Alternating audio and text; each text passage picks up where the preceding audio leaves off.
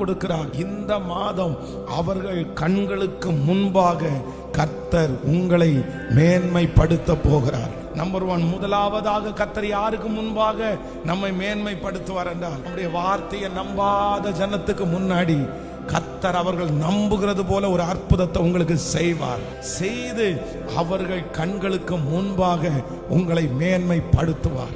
இரண்டாவதாக கர்த்தர் உங்களை மேன்மைப்படுத்த போகிறார். உங்க வார்த்தையை காது கொடுத்தே கேட்காம, உங்களுடைய வார்த்தையை அப்படியே தட்டுற, உங்களுடைய வார்த்தையை ரொம்ப கேவலமா பார்க்கிற அந்த ஜனத்திற்கு முன்பாக உங்களை மேன்மைப்படுத்துவார். மூன்றாவதாக, ஆண்டவர்னு ஒருத்தர் இவருக்கு இல்ல, இவனுக்கு வாக்குத்தத்தம் கொடுத்தது மாதிரி தெரியலன்னு சொல்ற அந்த ஜனத்திற்கு முன்பாக கர்த்தர் உங்களை மேன்மைப்படுத்த போகிறார். என்னுடைய வீட்டிற்கு அருகாமையிலே இருக்கிற என்னை அற்பமாய் பார்த்த அந்த ஜனத்திற்கு முன்பாக இயேசு என்னை மேன்மைப்படுத்த போகிறார்.